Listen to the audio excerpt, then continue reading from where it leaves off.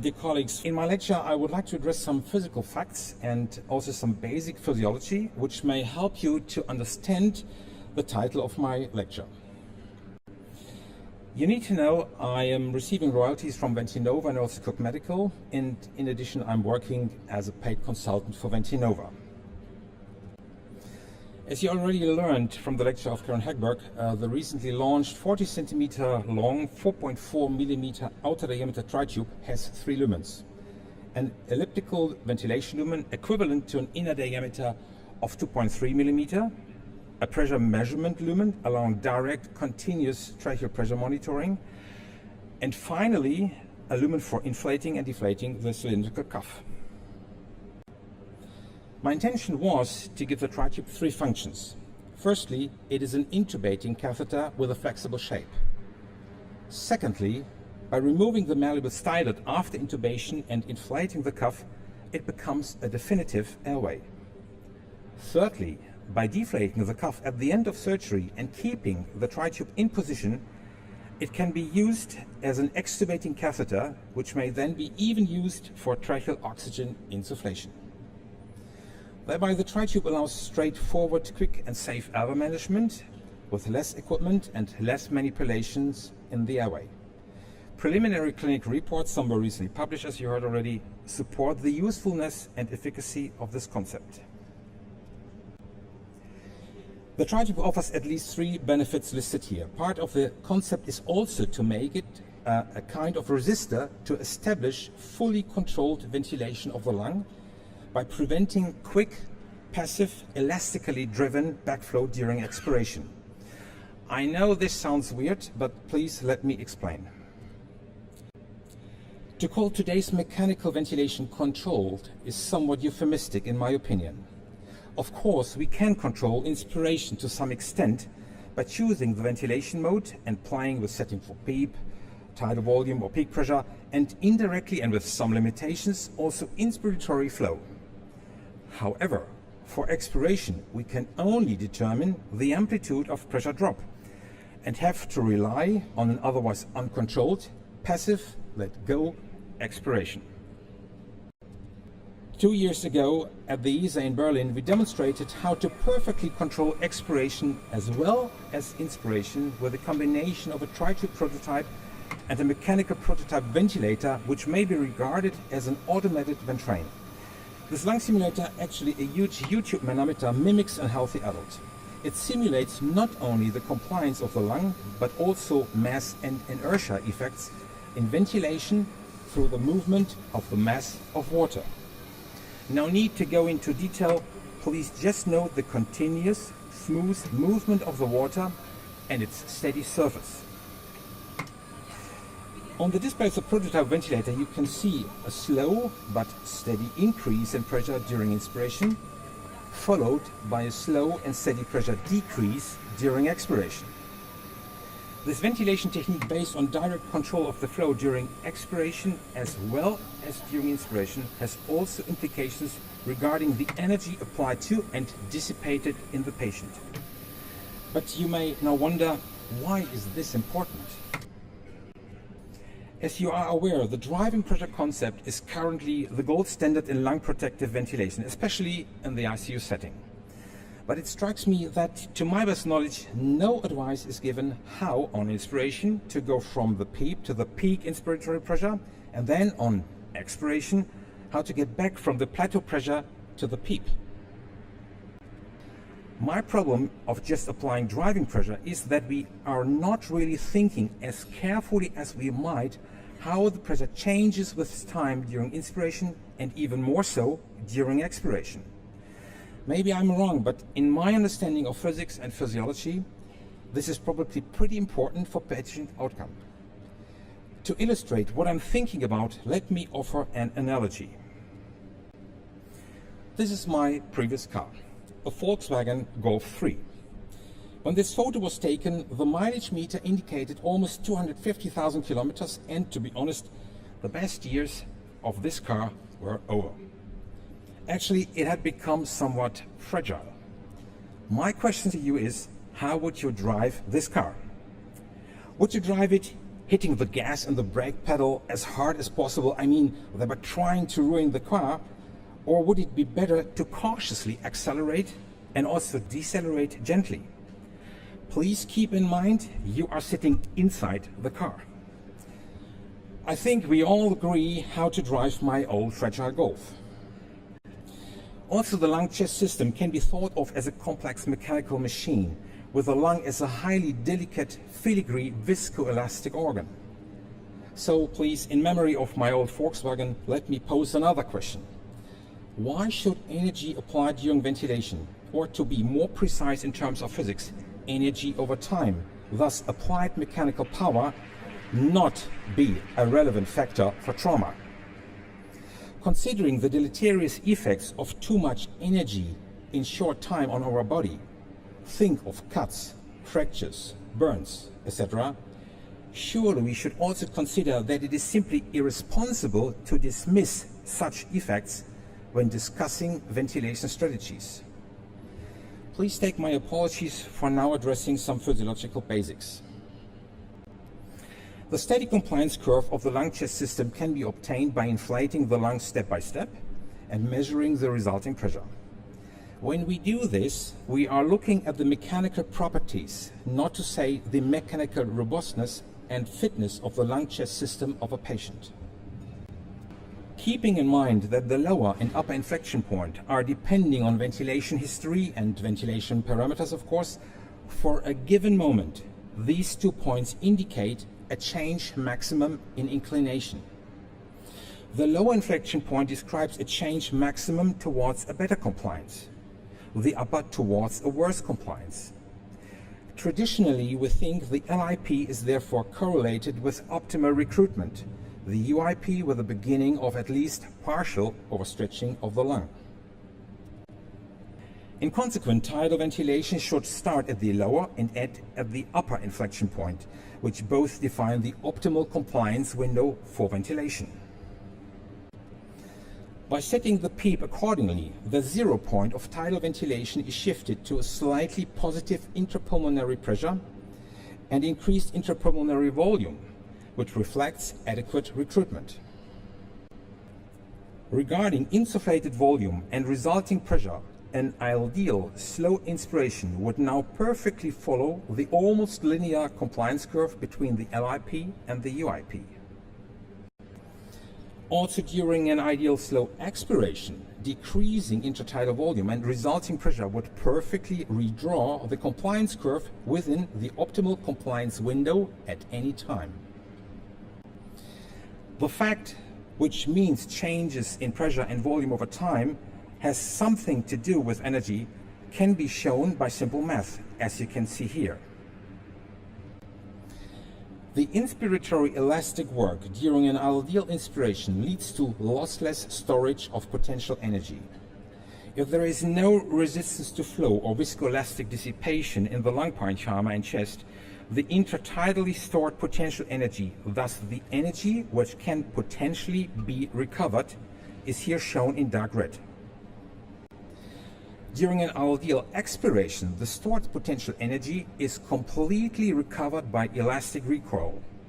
The small dark red area left resembles the potential energy stored by PEEP. But as you all know, real life is not ideal. Unfortunately, we have to deal with resistance to flow during inspiration as well as expiration. Resistance to inspiratory flow significantly changes the shape of the curve, indicating the intertidal relation between pressure and insufflated volume. To overcome resistance to flow during inspiration requires extra resistive work, here shown in pink. As you can see, the resistive work does not contribute to energy storage. In fact, it is dissipated in the patient and thus lost.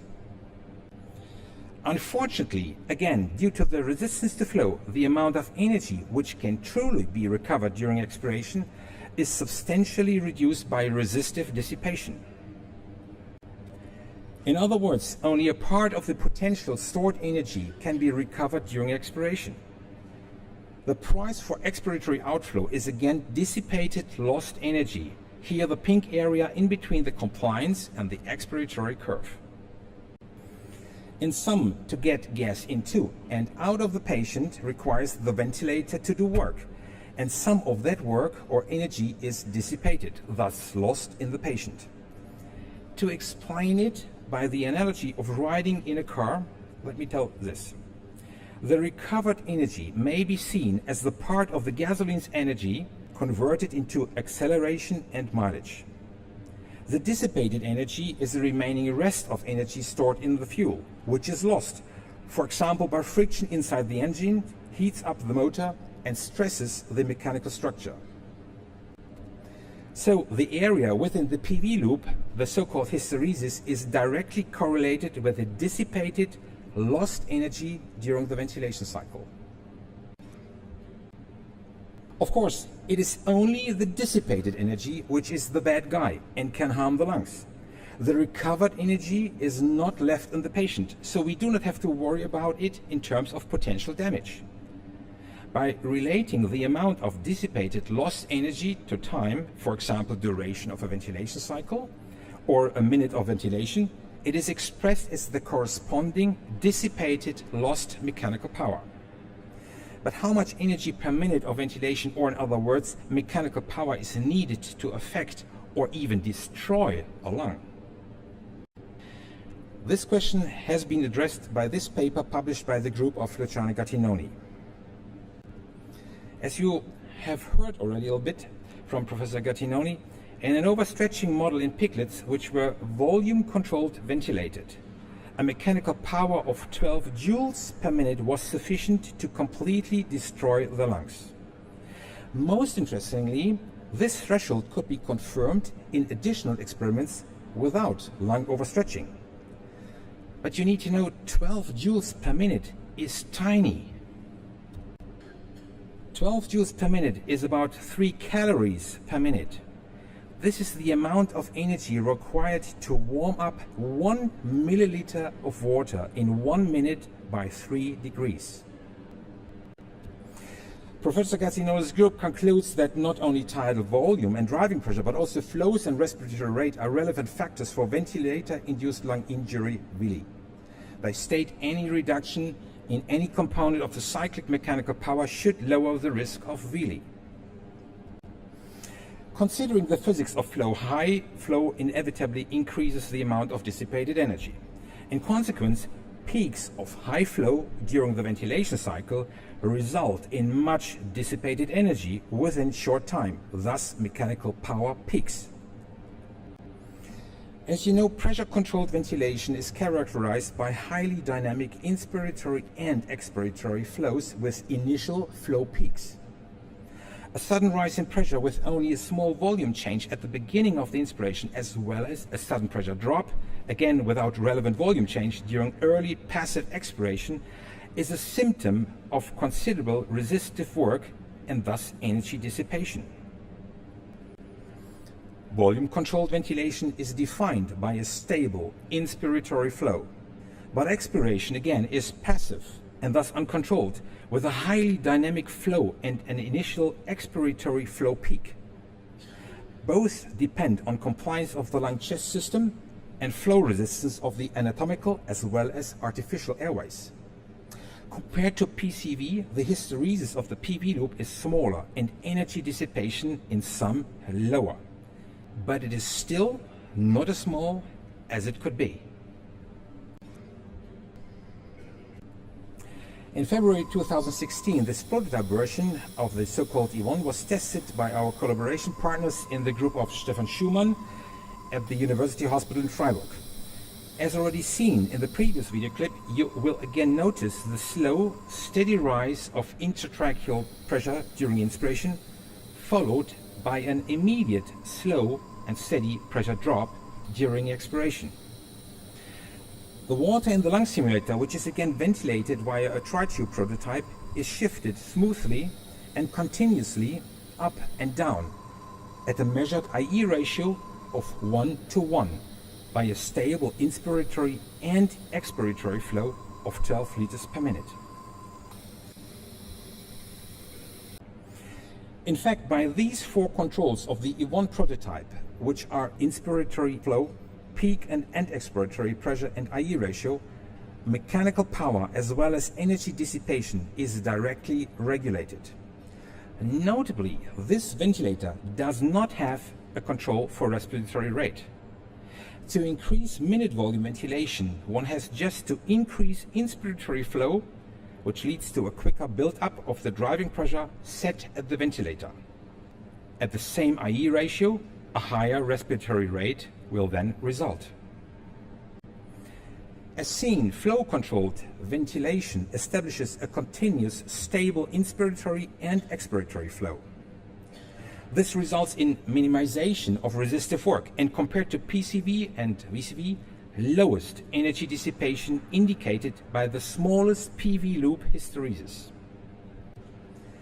Higher flow and especially flow peaks not only result in more resistive work and thus more dissipated energy, but also intertidal power peaks. Rather than to only estimate the energy over a minute, thus the mechanical power, it is crucial to look at the intertidal energy and power. An acceptably low energy over a minute may hide a potentially traumatic intertidal power profile. To reveal this information, a more distinct analysis of the pressure volume loop is required.